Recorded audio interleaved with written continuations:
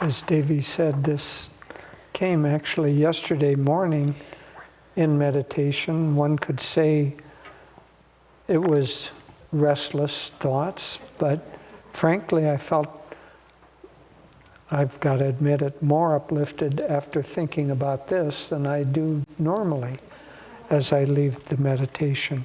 So sometimes these creative, inspirations or surges come, and it's a good idea to ride that wave of inspiration when it arrives, because everything comes from God. And when, in this sense, as Devi has been saying, when two or more of our thoughts are gathered thinking about spiritual things, thinking about anything, Christ consciousness, as you know, is the awareness of God's presence in everything, down to the veriest atom.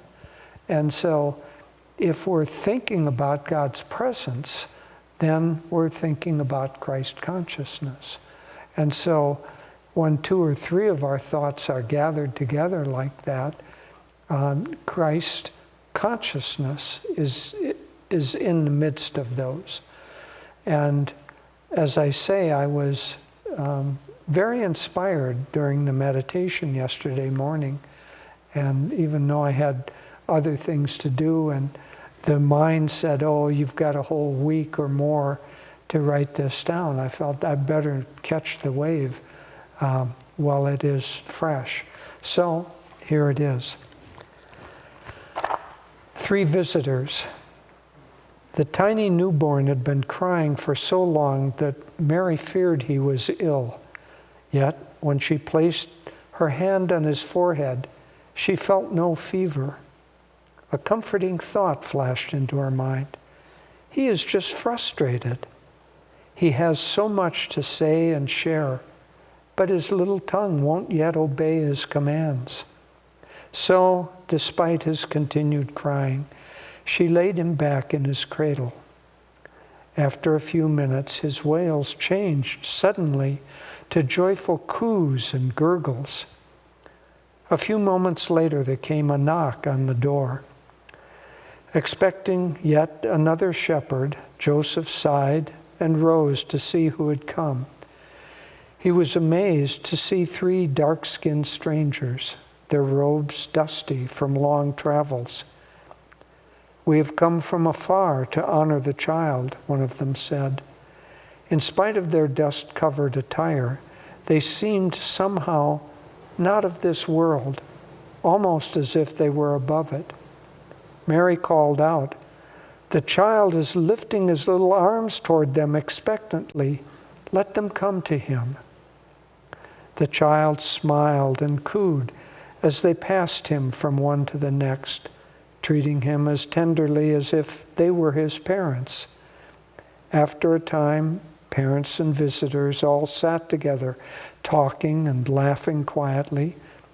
It seemed like they had known each other always. There was an atmosphere of joy, even though the talk soon grew serious.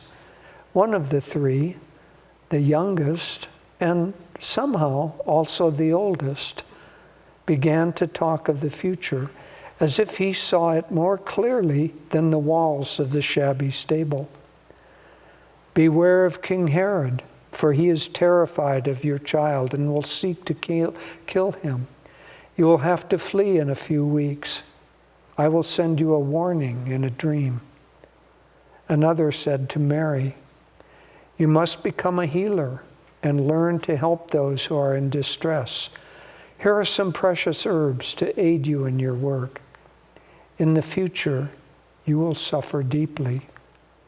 Don't despair, for through this, you will earn the compassion needed to be a source of comfort and strength to countless people who will turn to you in their hour of need."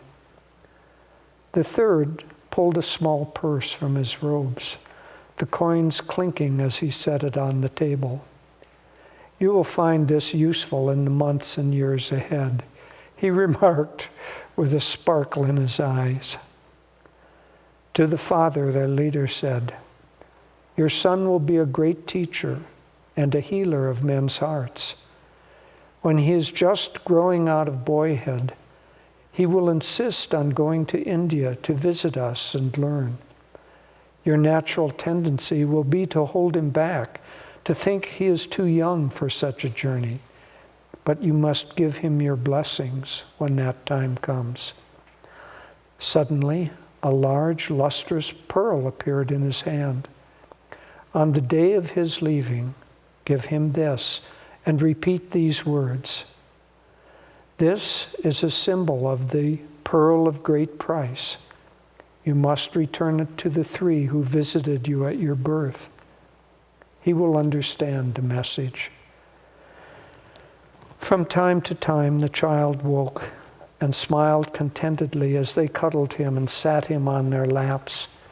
His bright little eyes followed the conversation as if he understood everything that was being said and more.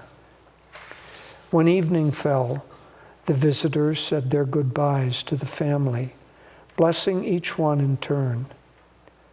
The parents wept as they left. Their time together had been so short, and now it felt as if their dearest friends were departing. As the three men walked slowly down the lane, though they held no lantern, Joseph and Mary saw a golden light surrounding them and lighting the path ahead. When they closed the rickety door, they saw the same aura enveloping their tiny babe. Joseph asked Mary, "Did you understand what they meant when they said our son would live forever and bless all nations?" She nodded with a motherly wisdom, for the heart often understands what the mind cannot grasp. Yes, a vision flashed into my mind of a group of people some 2,000 years from now, sitting together, talking and laughing, just as we have this afternoon. Strange though it seems, they were celebrating our son's birthday. Happy Christmas. Nayaswami Jyotish.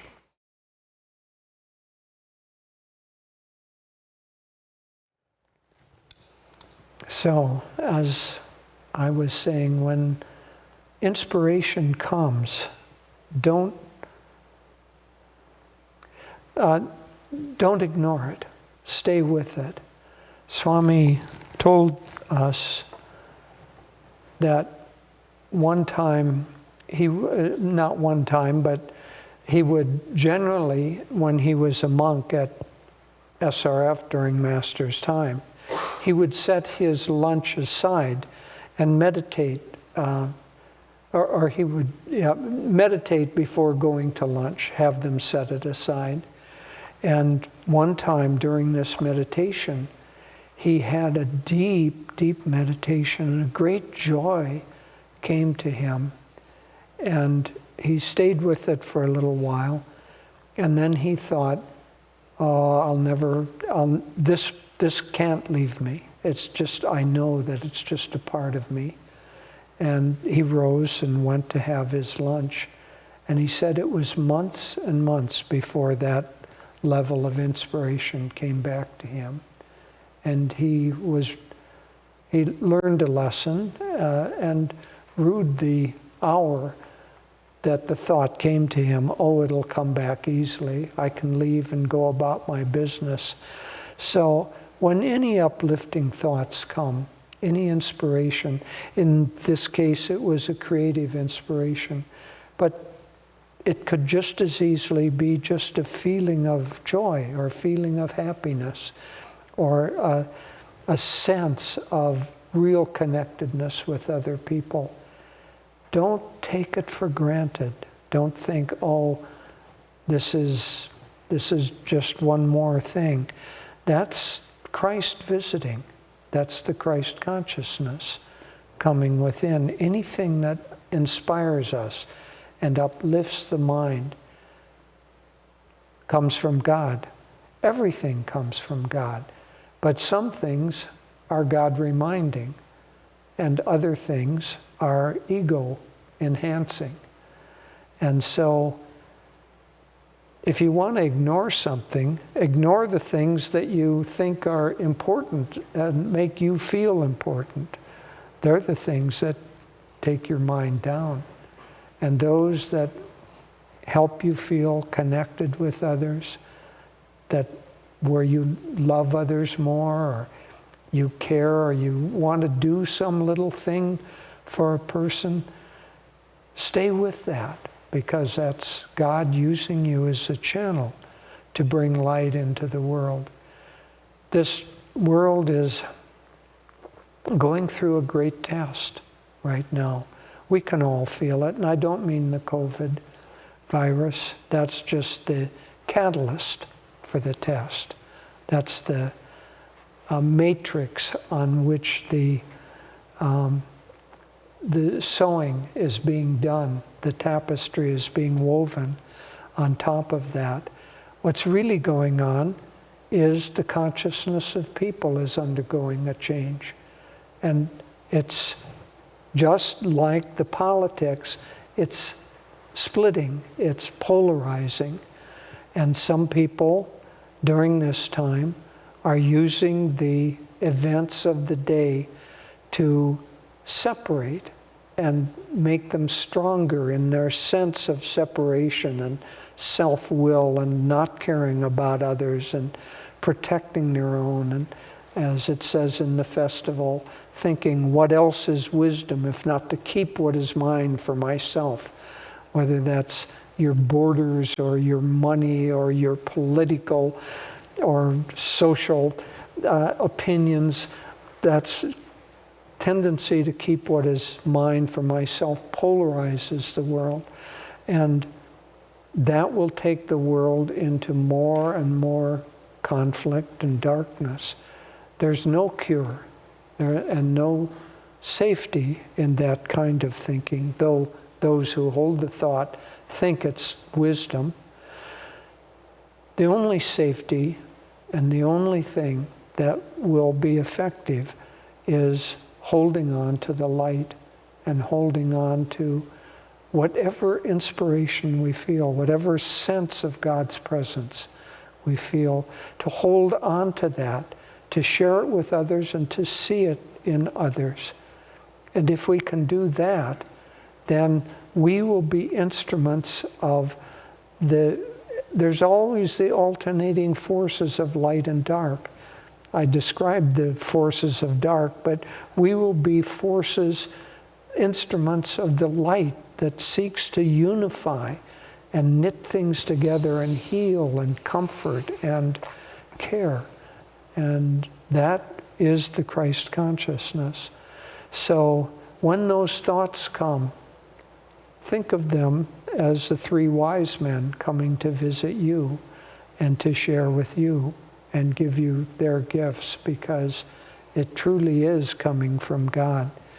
And if we can live in that consciousness, the more that we can live in that consciousness, the happier we will be and the more uplifted we will be.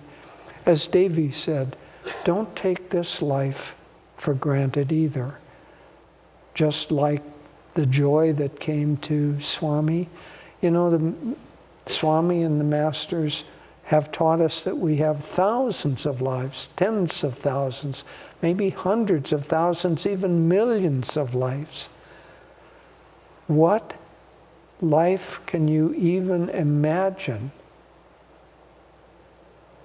is a better life for being close to God than the one we're leading right now, with a group of compatible people, with a great teaching, with a great master, with the consciousness of the importance of God and inner communion having risen clearly into our minds. It's an extremely blessed life that we have. And I don't mean only those who live here. Anyone who is really making an effort. As Master said, it takes very, very, very, very good karma even to want to know God.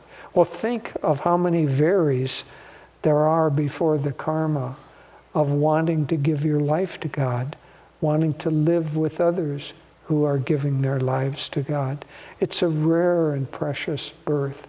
And when that kind of a birth comes to us, as it has in this lifetime, then it would be foolish to take it for granted and to leave it and go get our lunch.